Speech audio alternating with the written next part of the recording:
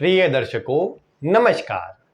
आज मैं आप सभी को चंद्रमा से विभिन्न भावों में बैठे गुरु की जानकारी देने वाला हूं। गुरु जो आपके धन के कारक है, आपके ज्ञान और बुद्धिमत्ता के कारक है, आपके विवेक को दर्शाने वाले जो गुरु बनते हैं, जो आपके भाग्य को दर्शाने वाले बनते हैं, जो आपके, अगर आप लड़की है तो पति को दर्शाने का कार्य करते हैं, जो आपके संतान को दर्शाने का कार्य करते हैं, जो आपके जीवन में ऊंचाई देने का कार्य करते हैं, वो गुरु चंद्रमा से किस भावों में बैठकर आपको किस तरह का प्रभाव देंगे, किन स्थितियों में चंद्रमा के इस गुरु से संबंध से आपको जीवन में बहुत ही शुभ परिणाम मिलेंगे और किस स्थिति में कुछ शुभ फलों में कमी आएगी। रोचक जानकारी मिलेंगी आपको आज चंद्रमा से गुरु की।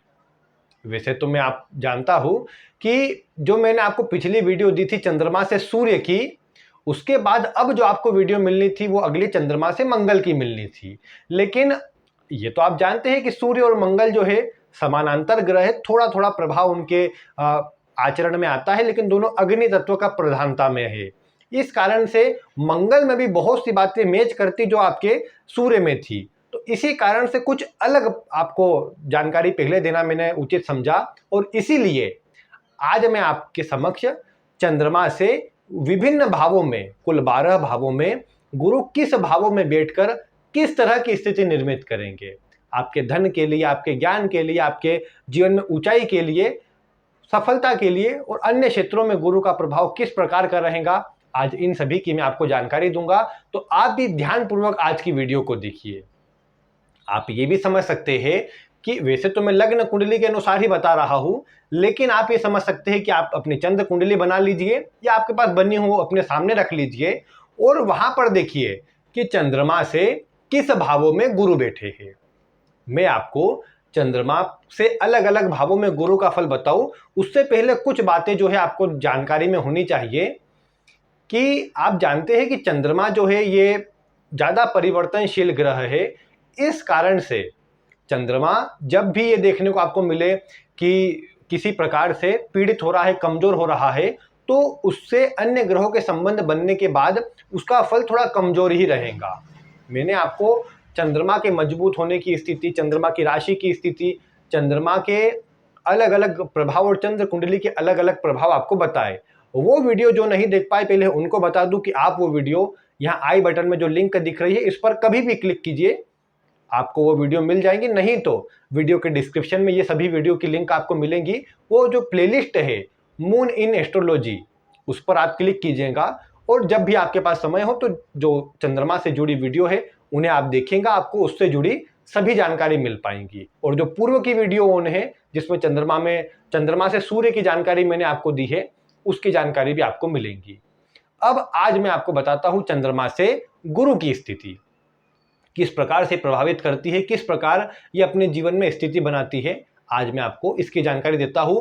उससे पहले आप ये समझिए कि देखिए, आप जानते हैं चंद्रमा से अगर केंद्र में, यानी चंद्रमा जहां है वहीं पर चतुर्थ भाव में, सप्तम भाव में या दशम भाव में, या आपने आपकी चंद्र कुंडली बनाई, आपने देखा केंद्र में ही गुरु बैठे हुए हैं, देव गुरु बृहस्पति केंद्र में ही बैठे हुए हैं, तो आप जानते हैं कि इस तरह की स्थिति को गज केसरी योग कहा जाता है।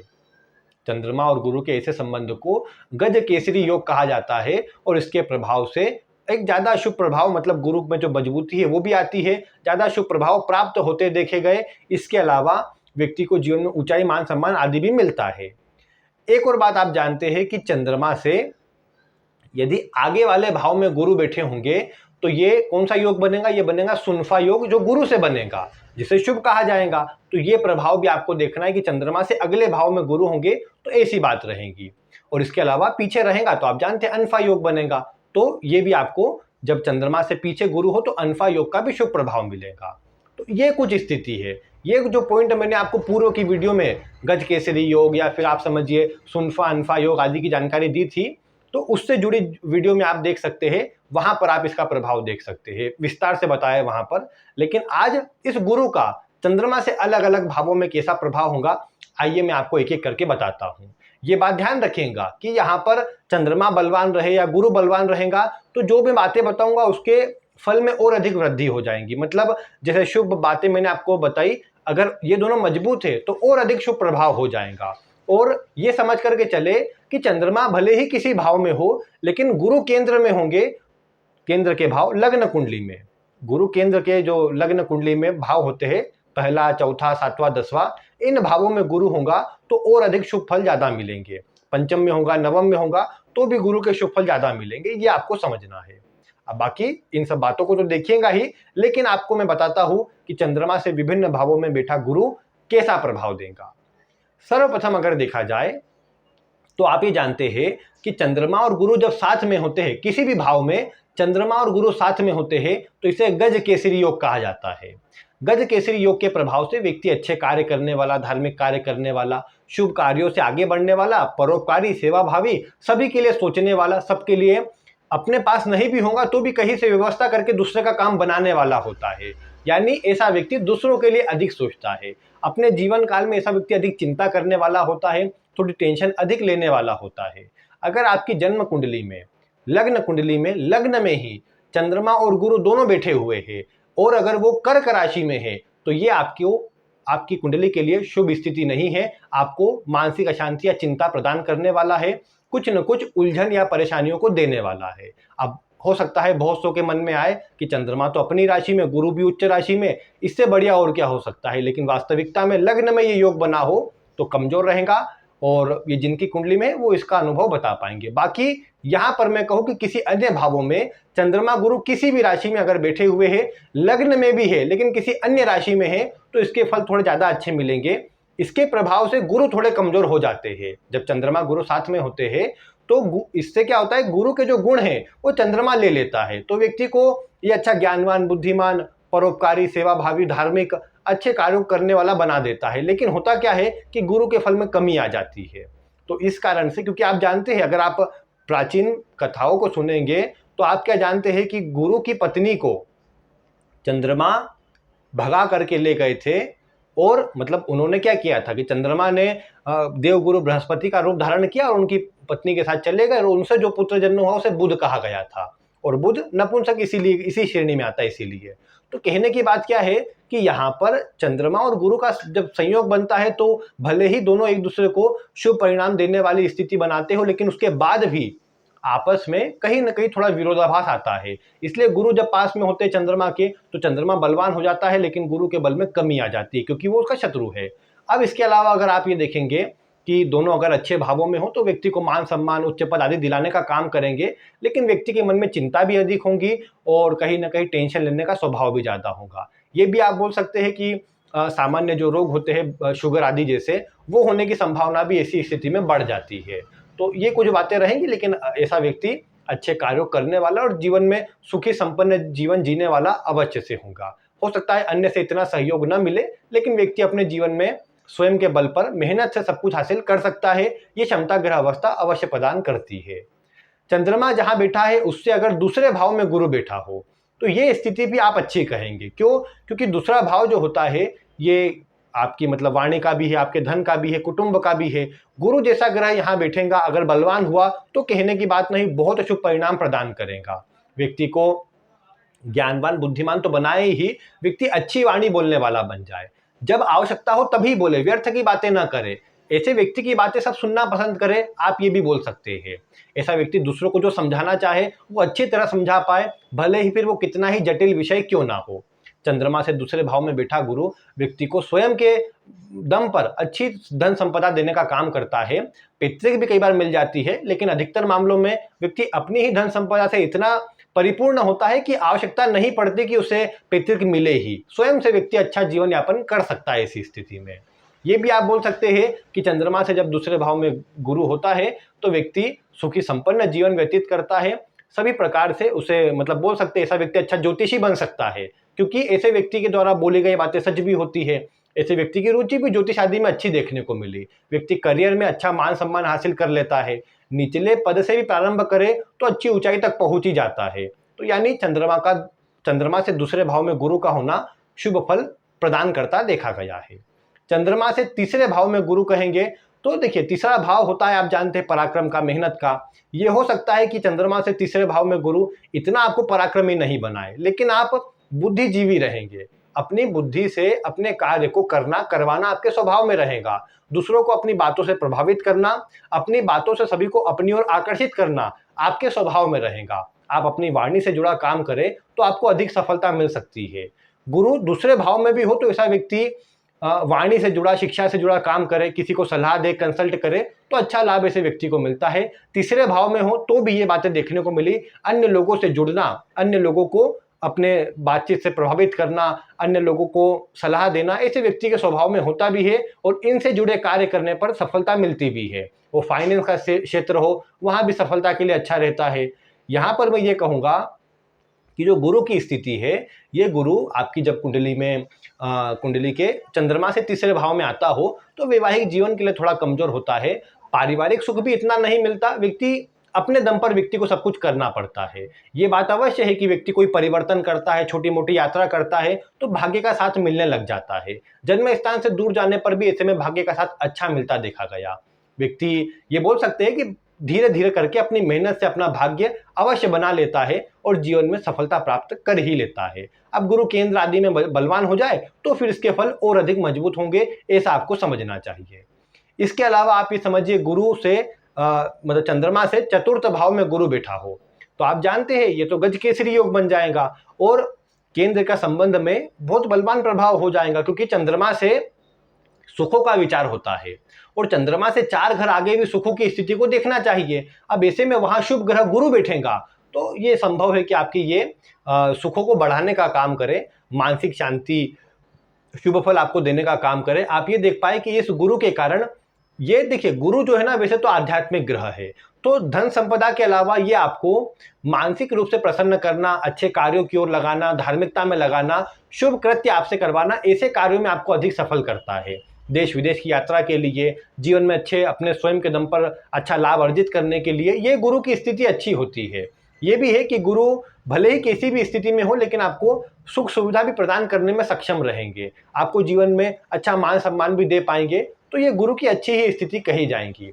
ये गुरु कर्म को आपके अच्छा करे, आपको मतलब कहीं ना कहीं अच्छे कार्यों में लिप्त करे, ये सब बातें देखने को मिलेंगी। आप ईमानदारी से काम करें, गलत कार्य की ओर न जाए, ये सब बातें भी अधिक प्रभाव में देखने को मिलती है। यानी चंद्रमा से चतुर्थ में बैठा गुरु अच्छा प्रभाव देता है, शुभ स्थिति निर्मित करता है और आपके द्वारा किए गए अच्छे कार्यों से ही आपका मान सम्मान आपके समाज में बनाने का कार्य करता है। आपकी माता धार्मिक हो, अच्छे शुभ कार्यों को करने वाली हो और कहीं ना कहीं उनका आशीर्वाद से आपके जीवन में आपको सभी सुख और भाग्य का अच्छा साथ मिल पाए, ये सब बातें आप देख पाएंगे। तीसरे भाव में थे तो एक बात ध्यान रखिएगा, छोटे भाई बहनों के लिए गुरु अच्छे हो जाते हैं। विशेषकर ये कारक तो नहीं होते उनके, लेकिन तीसरे भाव में है तो आपके छोटे भाई बहन जो होंगे उन्हें आपकी कुंडली के बल पर बोला जा सकता है कि अधिक जीवन में धन मिलेगा, अधिक संपन्नता मिलेंगी, सुख अच्छे मिलेंगे। और चतुर्थ भाव में आपकी माता को भी ये सब स्थिति देने का काम ये गुरु करेंगे, माता को शुभ परिणाम देने का काम करेंगे, ऐसा आपको समझना चाहिए। इसके अलावा आप देखेंगे कि चंद्रमा से पंचम भाव में गुरु बैठे हो तो ये भी बहुत शुभ होता है। आपको ये बुद्धिमान ज्ञानवान तो बनाता ही है, ये आप देख पाएंगे कि ऐसा व्यक्ति शिक्षा ग्रहण कर पाए या ना कर पाए लेकिन हर फील्ड की नॉलेज होती है। ऐसा व्यक्ति मतलब ये बोल सकते हैं कि जन्मजात ज्ञानवान होता है, हर चीजों से आती भी है और अपने ज्ञान बुद्धिमत्ता से ही ये देखने को मिलता है कि अन्य को प्रभावित तो करता ही है, सही सलाह भी देता है। इसीलिए प्रायः अन्य लोग इससे जुड़ने के लिए आते हैं। अच्छी श्रेष्ठ संतति प्रदान करता है, अच्छे दोस्त मित्र आदि का प्रभाव भी अच्छा रहता है ऐसी स्थिति में। और विशेषकर ज्यादातर ऐसा व्यक्ति अपने ज्ञान बुद्धिमत्ता से अधिक सफल होता है। जहां भी ये भाव में, जिस भाव में भी बनेंगे उस भाव के फल को ये गुरु बढ़ाने का काम करता है। चंद्रमा पर भी गुरु की दृष्टि होती है तो ये नवम पंचम योग व्यक्ति को अच्छे शुभ आचरण वाला बनाता है। ये जरूर हो सकता है कि थोड़ा सत्यवक्ता या फिर मुंह पर बोलने वाला बना दे, जिसके कारण अन्य से तालमेल थोड़े कमजोर हो जाए, लेकिन ऐसा व्यक्ति अन्य के लिए बुरा नहीं चाहेगा, अन्य के भले की ही बात करेगा, ये प्रभाव भी आप देख पाएंगे। इसके अलावा आपको ये समझना चाहिए कि अगर चंद्रमा से छठे में गुरु हो, अब देखिए छठे में होता है तो आप जानते हैं शकट योग बनता है। जब भी चंद्रमा जहां है वहां से गुरु छठे, 8वें या 12वें भाव में होते हैं तो शकट योग का निर्माण करते हैं। शकट योग का प्रभाव ज्योतिष शास्त्र में ये कहा गया है कि ऐसे व्यक्ति के जीवन काल में उतार चढ़ाव कई बार अधिक आते हैं। बार बार या तो मतलब एक अच्छी स्थिति पर पहुंचकर व्यक्ति पुनः डाउन हो जाता है, विशेषकर ये तब होता है जब गुरु केंद्र या त्रिकोण में नहीं हो, इसके अलावा किसी अन्य भाव में ऐसी स्थिति में बैठा हो। यानी मान लीजिए चंद्रमा आपके मान लेते हैं सप्तम भाव में बैठे हुए हैं और गुरु चले गए 12वें भाव में, तो चंद्रमा से गिनने पर गुरु आ गए छठे भाव में। अब ये स्थिति छठे आठवें की शकट योग का निर्माण करती है। अब गुरु केंद्र में तो है नहीं, ना ही लग्न को देख रहे हैं। ऐसी स्थिति में व्यक्ति अपने जीवन में अच्छी एक ऊंचाई तक पहुंचता है और फिर पुनः कोई स्थिति बनती है कि वो डाउन हो जाता है। ये कंटिन्यू ऐसी प्रोसेस ऐसे व्यक्ति के जीवन में अधिक चलती रहती है। वैसे ये प्रभाव व्यक्ति को नौकरी में निचले पद से प्रारंभ करवाकर धीमी गति से उच्च पदों तक पहुंचा देता है। व्यक्ति जहां भी रहे अपने ज्ञान अनुभव से अच्छी सफलता अर्जित कर पाता है। लेकिन अब ये कमजोर हो गया है तो थोड़ा प्रभाव हेल्थ के लिए कमजोरी वाला मिल सकता है। गुरु केंद्र में होंगे तो ऐसा प्रभाव नहीं मिलेगा, व्यक्ति सफल होगा, अपने जीवन में शत्रुओं से बचेगा। मतलब बचेगा ऐसा मतलब यह है कि ऐसे व्यक्ति के शत्रु कम होंगे, या ऐसे व्यक्ति अपने शत्रुओं से भी काम निकलवा ले, उनको भी अपना बना ले, उनके लिए भी अच्छा करने का प्रयास करे। ये सब गुणों से ऐसा व्यक्ति परिपूर्ण रहेगा और शत्रुओं से कोई हानि का सामना कभी नहीं करना पड़ेगा। कोर्ट कचहरी विवाद आदि से ऐसा व्यक्ति बचता रहेगा, कभी समस्या का सामना उससे भी नहीं होगा। लेकिन गुरु खराब होंगे तो फिर ये इसका उल्टा प्रभाव, विपरीत प्रभाव ज्यादा देखने को मिल पाएगा। और वैसे देखा जाए तो लोन कर्ज आदि से ये गुरु बचाते हैं, अच्छे भावों में बैठे हो तो और अच्छा होता है। इसके अलावा गुरु से मतलब चंद्रमा से गुरु 7वें भाव में हो तो 7वें भाव में होना ये आमने सामने की स्थिति है, गज केसरी योग, तो ये भी बनेगा, प्रबलता से बनेगा बल्कि। लेकिन वही बात है कि जैसे मैंने आपको क्या कहा कि चंद्रमा गुरु साथ में हो तो भी यहाँ पर गुरु के बल में कमी आती है, आमने सामने हो तो भी यही बात होती है। इस कारण से होता क्या है कि गुरु के फल में कमी आने के कारण पूर्ण शुभ फल नहीं मिल पाते। ये हो सकता है वैवाहिक जीवन में थोड़े तालमेल में कमजोरी लाए, आपका जीवन साथी भी मान सम्मान से युक्त है या फिर अच्छा थोड़ा इगोइस्टिक स्वभाव का है, थोड़ा सा अपने धार्मिक ही अच्छे कार्य करने वाला है, सपोर्ट करने वाला है, लेकिन उसके बाद भी जीवन साथी क्या है इस गुरु के प्रभाव से कि थोड़ा सा उसके गुण में आप देखेंगे तो कुछ अपने अनुसार काम करने का स्वभाव ज़्यादा है या सभी को अपने अनुसार लेकर के चलने का स्वभाव ज़्यादा है। इस कारण से क्या होता है कि प्रायः फिर वो दोनों के बीच में थोड़ा अपनी अपनी बात अपने अपने रखने का स्वभाव होता है, उस कारण से कलह कलेश की स्थिति बन सकती है। हाँ, दोनों एक दूसरे से मैनेजमेंट बना करके चले तो फिर समस्या इतनी नहीं आती। और बाकी अगर देखा जाए चंद्रमा गुरु आमने सामने होने से अच्छे स्वयं के व्यापार के लिए अच्छा होता है। कोई इसमें नौकरी की अपेक्षा अगर व्यापार किया जाए चंद्रमा गुरु आमने सामने होने पर तो ज़्यादा शुभ परिणाम मिलता है। ऐसा व्यक्ति अपने कार्य से अच्छे सभी को प्रसन्न कर सकता है, शिक्षा से जुड़ा, स्टेशनरी से जुड़ा, किताबों से जुड़ा, ऐसे सब कार्य करके व्यक्ति अच्छा लाभ कमा सकता है। चंद्रमा गुरु आमने सामने है तो मैं ये कहूँ कि पढ़ाना, सिखाना, ज्ञान देना, ये सब कार्य भी व्यक्ति को सफलता देते हैं और अच्छा शुभ परिणाम ही प्रदान करते हैं। चंद्रमा से अष्टम में होगा गुरु तो ये भी शकट योग बनाएगा। अब ये शुभ भावों में केंद्र में गुरु हुआ तो ठीक है एक बारी के लिए, लेकिन अगर केंद्र के बाहर हुआ, लग्न पर दृष्टि नहीं हुई, त्रिकोण में भी नहीं हुआ तो फिर थोड़ा सा समस्या का कारण बन सकता है, या फिर इसके इतने शुभ प्रभाव न मिले, जीवन में उतार चढ़ाव थोड़ी बनी रहे, ये बात हो सकती है। हाँ, ऐसा व्यक्ति गहराई तक किसी विषय को सीखेगा, गहराई तक जानेगा, खोजेगा, ये स्वभाव वाला देखने को आपको मिलेगा। ये भी आप बोल सकते हैं कि चंद्रमा से अष्टम में गुरु हो तो ज्योतिष में, रहस्यमय चीज़ों में ऐसे व्यक्ति की रुचि अच्छी रहेगी। अच्छा डॉक्टर ऐसा व्यक्ति बन सकता है, अच्छा फाइनेंस के क्षेत्र में सफल हो सकता है, बैंकिंग में सफल हो सकता है। इस गुरु के प्रभाव से पेट संबंधी परेशानी, स्वास्थ्य में थोड़ी परेशानी का सामना ऐसे व्यक्ति को अधिक करना पड़ सकता है। ऐसे व्यक्ति के घर परिवार में जो अधिक मतलब पिता से बड़े जो लोग हो, दादा हो, इन सबका सुख ऐसे व्यक्ति को थोड़ा कम मिल पाता है। बाकी ऐसा व्यक्ति स्वयं ऐसे व्यक्ति की रक्षा करता है ये गुरु, और परेशानियों से, रोगों से या फिर आयु पे आने वाले खतरों से ये गुरु बचाने का काम करता है, जो अच्छा कहा जाएगा व्यक्ति के लिए, स्वयं के लिए तो यानी ओवरऑल अच्छा ही रहता है। बस थोड़ा ज़्यादा मेहनत के बाद सफलता मिलती है। जुडिशरी के लिए, जज बनने के लिए भी ये गुरु का प्रभाव अच्छा होता है, व्यक्ति को न्यायप्रिय स्वभाव देता है, तो ये अच्छा रहता है। सबसे बढ़िया स्थिति चंद्रमा से गुरु की नवम भाव की है। चंद्रमा से नवम भाव में गुरु बैठा हो तो बहुत शुभ परिणाम प्रदान करता है। गुरु भाग्य का कारक है। अब लग्न कुंडली से भले ही उसकी स्थिति कमजोर हो, लेकिन अगर चंद्र कुंडली से नवम में आ गया चंद्रमा से तो कहने की बात नहीं, ये भी आपको भाग्य का अच्छा साथ दिलाने का काम करेगा। अगर ये गुरु बलवान हुआ, जिसकी राशि में है वो बलवान हुआ, तो अवश्य आप देख पाएंगे कि ये गुरु के प्रभाव से आप अच्छे धार्मिक कार्य को करने वाले तो होंगे ही, अन्य का उपकार कर मतलब माफ कीजिएगा, अन्य के लिए अच्छा करने वाले, परोपकार करने वाले। साथ में आप ये देख पाएंगे कि आपके अन्य लोग पहचान के हो या ना हो, लेकिन आप उनकी सहायता करना चाहेंगे। तो ये सब बातें आपको देखने को मिलेगी जो अच्छी रहेंगी। चंद्रमा से नवम में गुरु हो तो ये देखने को मिला पिता भी धार्मिक होते हैं, अच्छे शुभ कार्यों को करने वाले होते हैं, या मैं कहूँ कि ज्योतिष आदि से जुड़ी उनके कार्य हो सकते हैं, उसमें उनकी रुचि हो सकती है। आपकी स्वयं की रुचि ज्योतिष आदि में हो, आपके द्वारा बोली गई बातें अधिकतर सत्य होती हो, ये सब प्रभाव देखने को मिला। विशेषकर आप अच्छे धार्मिक कृत्य को करेंगे, शुभ प्रभाव आपको जीवन में मिलेगा। ये हो सकता है नवम पंचम होने में अधिक चिंता करने का स्वभाव हो, अधिक सोचने का स्वभाव हो, जिस कारण से थोड़ा मतलब मन में अशांति चिंता रहती हो, थोड़ा फिर नींद में कमी आ सकती है, पेट की समस्या या फिर लीवर किडनी की समस्या ये गुरु आपको प्रदान कर सकता है, जिसका आपको ध्यान रखना है। चंद्रमा पर दृष्टि है गुरु की, इस कारण से ये भी बोल सकते हैं आप कि शुगर आदि होने की संभावना बनी रहती है, उसका ध्यान रखना है। अदरवाइज आप देखेंगे चंद्रमा से गुरु की जो स्थिति है ज्ञान बुद्धि विवेक भाग्य के लिए बहुत अच्छी है, जीवन में अपने दम पर कुछ बड़ा करने के लिए बहुत अच्छी है। आपके नाम से आपके घर परिवार को जाना जाए, इस तरह का प्रभाव भी ये गुरु प्रदान करता है, जो नॉर्मली बहुत अच्छा होता है। इसके अलावा आप देखेंगे चंद्रमा से दशम में गुरु हो तो ये भी बहुत अच्छा होता है, अम्ला योग नृप योग यहाँ पर बन जाता है। यहाँ पर आप देखेंगे इसके प्रभाव से व्यक्ति शुभ कार्यों को करता है, अन्य को शिक्षा देना, सलाह देना, पढ़ाना, या शिक्षा से जुड़े काम करना, या शिक्षा से जुड़े नहीं तो आईएएस आईपीएस ऐसी पोस्ट पर पहुंच जाना, डॉक्टरी के लिए भी ये गुरु तो बहुत अच्छे होते हैं। यानी किसी भी फील्ड में क्यों ना हो, व्यक्ति अपने जीवन काल में अच्छी उच्च सफलता अवश्य अर्जित कर पाता है। इस गुरु के प्रभाव से व्यक्ति कहीं ना कहीं अच्छे कार्यों को करता है। अब गुरु पीड़ित हो जाए, कमजोर हो जाए या शत्रु राशि आदि में हो जाए तो फिर यह संभव है कि उतना शुभ प्रभाव न मिल सके, लेकिन फिर भी व्यक्ति काम तो अच्छे ही करेगा। अब एक बात आप समझ करके चले कि गुरु किसी भाव में क्यों ना हो, व्यक्ति मांसाहार का, मद्यपान आदि का सेवन करता हो तो फिर गुरु के अच्छे फल नहीं मिल पाएंगे, उसका ध्यान आपको रखना है। अदरवाइज अन्य सभी भावों में गुरु कहीं पर भी बैठे हो उसके फल भी अच्छे होंगे और आपको परिणाम भी अच्छा मिलेगा।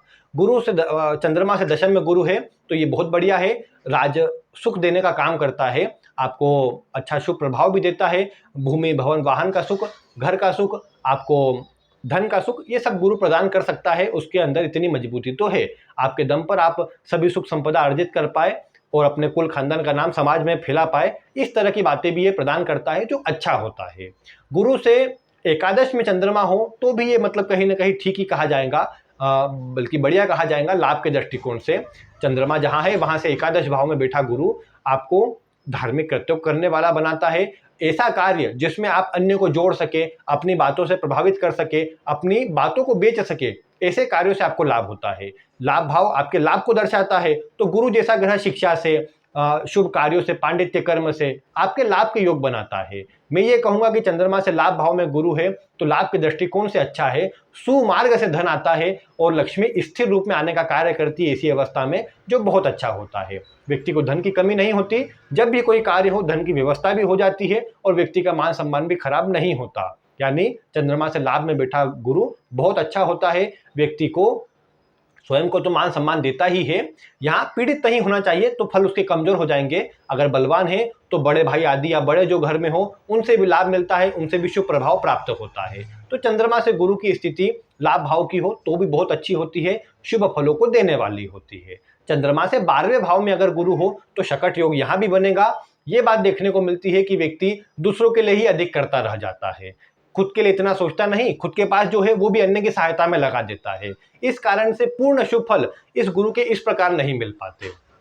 ये भी आप बोल सकते हैं कि गुरु केंद्र में ना हो और फिर चंद्रमा से 12वें में हो तो इसके फल ज्यादा कमजोर मिल सकते हैं। केंद्र त्रिकोण को छोड़कर अन्य भावों में अगर गुरु होंगे चंद्रमा से 12वें स्थिति में तो ज्यादा कमजोर इसके फल कहे जाएंगे। फिर क्या होगा कि व्यक्ति को धन के लिए चिंता करनी पड़ेगी।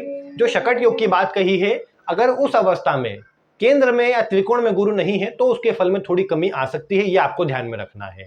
इसके अलावा अगर आप देखेंगे तो चंद्रमा से 12वें भाव में बैठा गुरु परोपकारी, धार्मिक, विदेश से लाभ कराने वाला, दूर देशों से जोड़ने वाला बनाता है। डॉक्टरी के लिए अच्छा होता है, हीलिंग आदि से जुड़े कार्य के लिए, योगा प्राणायाम आदि से जुड़े कार्यों के लिए ज्यादा अच्छा प्रभाव देता है। ज्योतिष आदि से जुड़ी क्षेत्रों में रुचि व्यक्ति की बढ़ती है इस गुरु के प्रभाव से, और व्यक्ति अच्छे कार्यों को ही करता है। पीड़ित हो जाए तो फिर मांसाहार मद्यपान का सेवन करने वाला और अनुचित कर्मों की ओर जाने वाला भी बन सकता है।